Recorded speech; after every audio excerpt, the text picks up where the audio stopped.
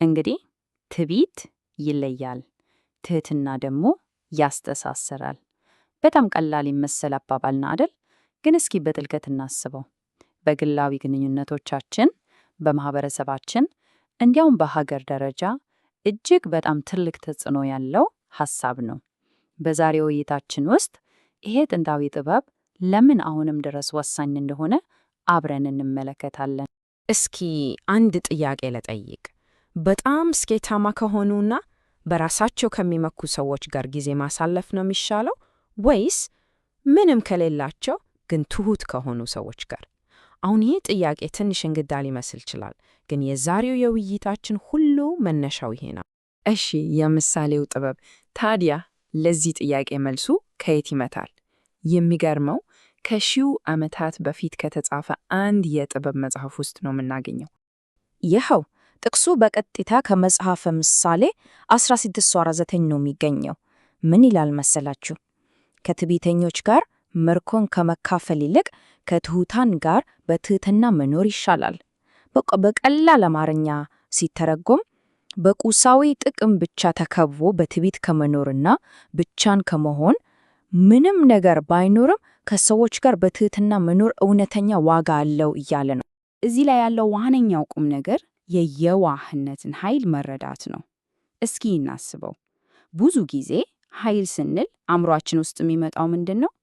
ጉልበት፣ ስልጣን ምናምን አይደል? ይሄ ጥበብ ግን እውነተኛ ጥንካሬ የሚመጣው ራስን ዝቅ ከማድረግና ሌሎችን ከማክበር ነው እያለን ነው። ለምን? ምክንያቱም ይሄ ባህሪ መተማመንን ይፈጥራል፣ አንድነትን ይገነባል። እሺ፣ ወደሚቀጥለው ሐሳብ ስንሄድ ትዕቢት ይለያያል፣ ትህትና ደግሞ ያስተሳስራል። በቃ እነዚህ ሁለት ባህሪያት በተግባር ሲታዩ ልዩነታቸው ምንድን ነው? እስቲ በደንብ እንመልከት። ልዩነቱ በጣም ግልጽ ነው። እስኪ እንየው። ትዕቢት ሙሉ ትኩረቱ እኔ ላይ ነው። እኔ እበልጣለሁ ለማለት ሌሎቹን ዝቅ ያደርጋል። ውጤቱ ምንድን ነው? ግጭት፣ መለያየት። ትህትና ግን ትኩረቱ እኛ ላይ ነው። ሌሎቹን ለማዳመጥ፣ ለመረዳት ዝግጁ ነው። ይሄ ደግሞ ምን ይፈጥራል? አንድነትን፣ ትብብርን። በቃ ውጤታቸው ሰማይና ምድር ነው። እሺ፣ ታዲያ ትህትናን መምረጥ በተግባር ሲታይ ምን ማለት ነው? በቃ ስህተትን አምኖ መቀበል ማለት ነው። የሌሎችን ሐሳብ ማክበር ማለት ነው። ከራስ ጥቅም ይልቅ ለጋራ ዓላማ ቅድሚያ መስጠት ነው። እና ይህ በፍጹም ድክመት አይደለም። ይልቁንስ በራስ መተማመን እንዳለ የሚያሳይ ትልቅ የብርታት ምልክት። እሺ፣ አሁን ደግሞ ከታሪክ የተገኙ ትምህርቶችን እንይ። ይህ ሐሳብ እንዲሁ በቲዮሪ ብቻ የቀረ ነገር አይደለም። በታሪክ ውስጥ በተግባር የታየ ነው። እስቲ ለምሳሌ ሁለት ነገሮችን እንመልከት። ለምሳሌ ሙሴን እንውሰድ። በጣም ታላቅ መሪ ነበር አይደል? ግን እውነተኛ ጥንካሬው የመጣው ከትህትናው ነው። እኔ ሁሉንም ነገር አውቃለሁ የሚል ሰው አልነበረም። በዚህ ምክንያት ከራሱ ከፍ ካለ ኃይል መመሪያ ለመቀበል ሁሌም ዝግጁ ነበር። በቃ ትህትናው ነው እንዲመራ ያደረገው። ሌላው ምሳሌ ደግሞ ኢየሱስ ነው። አስቡት፣ በዙሪያው የነበረው ጥላቻና ጭካኔ በጣም ከባድ ነበር። ግን እሱ በየዋህነቱና በደግነቱ ያንን ጥላቻ አረገበው። ለሰዎች የሰላምና የፈውስ መንገድ ከፈተ። ይህ ምን ያስተምረናል? ኃይል ሁልጊዜ በኃይል እንደማይመለስ ነው። እሺ፣ ለዛሬው ቀን መልእክት አሁን ያየናቸው የታሪክ ምሳሌዎች ናቸው። እሺ፣ ይሄ ድሮ ነው ልንል እንችላለን። ግን ይሄ ጥንታዊ ጥበብ አሁን በ21ኛው ክፍለ ዘመን ለምን አስፈለገን?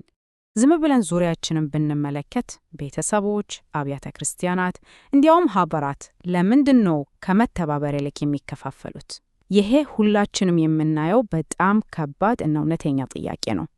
እንግዲህ ለመልሱ ብዙ ውስብስብ የፖለቲካ ወይም የኢኮኖሚ ትንታኔ ልንሰጥ እንችላለን።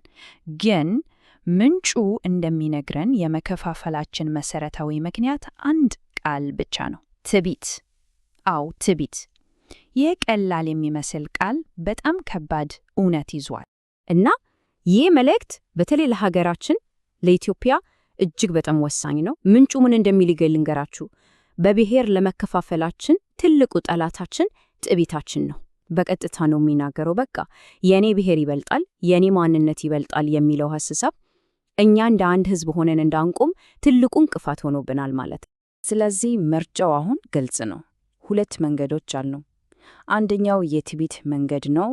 ይሄ ወደ መለያየት ነው የሚወስደው። ሌላኛው መንገድ የትህትና ነው። ይሄ ደግሞ ለውይይት፣ ለመግባባት እና ለአንድነት በር ይከፍታል። እንግዲህ በቃ ውይይታችንን በዚህ ሐሳብ እንዝጋው። ለሌሎች የዋህ መሆን የእውነተኛ ታላቅነት ምልክት ነው። ስለዚህ የመጨረሻው ጥያቄ ይህን ነው። በየዕለት ግንኙነታችን ውስጥ የምንገነባው ድልድይ ነው ወይስ ግንብ? ምርጫው የሁላችንም ነው።